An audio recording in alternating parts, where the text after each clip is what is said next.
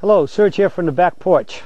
I had a lesson the other day with one of my regulars here in the Greenville-Spartanburg area, Richard, and he's definitely been with me for about 2 years and is a member of the inner circle and has studied everything and knows the language, knows all the manuals by heart just about, and has really developed into having a really good Serge swing. I mean, good enough where I could use him for a model.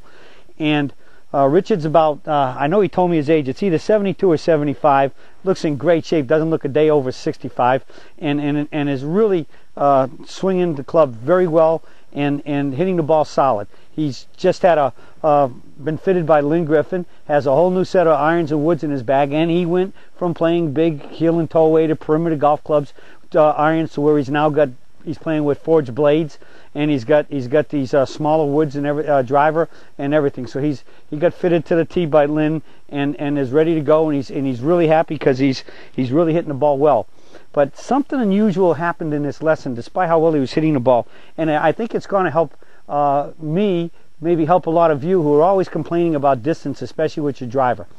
So Richard was hitting the ball pretty good. He started off hitting some wedges and just hitting them really well, and the first comment was, boy, I'm really hitting them good, but I think it's not long enough. Then he went up to an 8-iron, hit that really good. Yeah, I really think this is good, but it's really not. I'd like a little bit more distance. And I finally said to him, Richard, it's like we started the lesson at 47 degrees outside, and the sun's not even really shining anymore because the clouds are coming in. And I said, the ball's not going to go very far today. Never mind the fact you got all his clothes on with a sweater and a jacket and a windbreaker over it. That's going to help, is going to slow things up for you. But I said the key is, look, you're hitting it solid, you're tight, you got a beautiful tight flight pattern, the ball's even got a little draw right now. I mean, I think there's no doubt there'll be more distance when the weather warms up. And he kind of bought into that, and he was good. Yeah, you're right. And then we went to the 5-iron. He hit that really good, and then he hit his hybrid, and he was complaining because his hybrid was actually drawing a little bit more than he's ever seen it draw. And but once we tightened him up a little bit more, he was really happy with that. So finally, I said, all right, let me see the driver. He stood up there and just absolutely just toasted the first one. Dead solid, perfect. DSP, right at his target, straight as an arrow. And First thing out of his mouth, yeah, but look, it's really good, but it's not very long, so that went on for 2 or 3 hits. He had 2 or 3 more really good ones, and each time really good. Yeah, I like it. They're nice and accurate, but it's not could be longer. And so finally, I just kept watching him, and then it jumped at me. I said, he's standing there and he's making really good practice swings.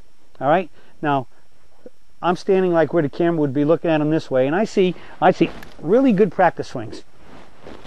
I can hear the swish of the club down at the impact, down approaching impact and through. And then he stands up to the ball and he swings, and it's just poof, powder puff. And I watched that 3 or 4 times, and I said, how was that one? Oh, it was pretty good. I said, how was your distance? Oh, it could have been longer. And finally I looked at him and I said, Richard, your practice swings and your swing to hit the ball are not matching up. I said, your practice swings got this acceleration in them and speed through the ball, and when you're hitting the ball, you've got this kind of powder puff swing.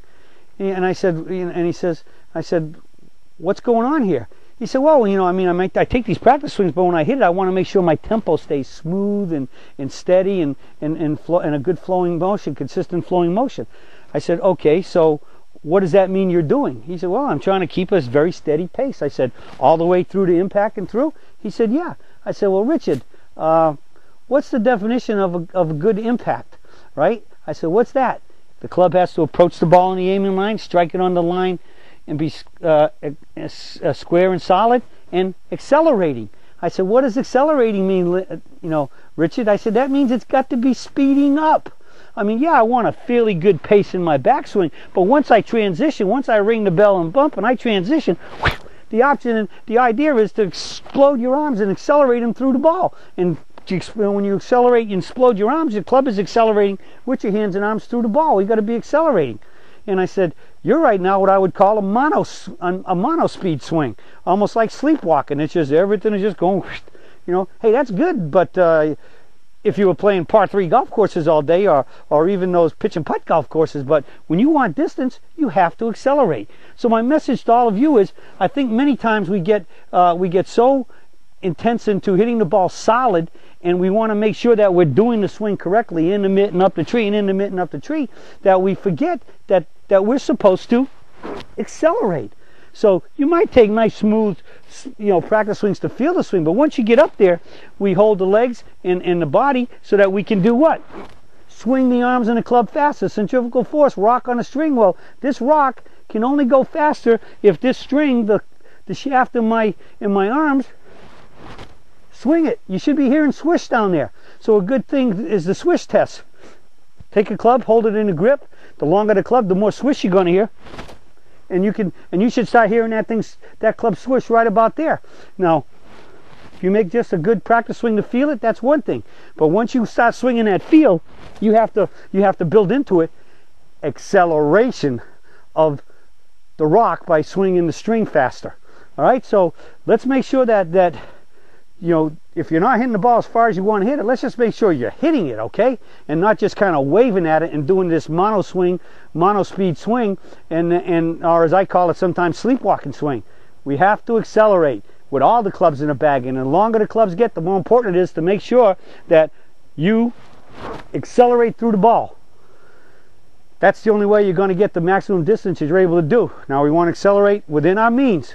We don't want to start swinging like we're McGill Gorilla. We have to swing within our means, but make sure we accelerate. All right, well, that's it for the search for today on accelerating through impact, and I'll be talking to you all again soon.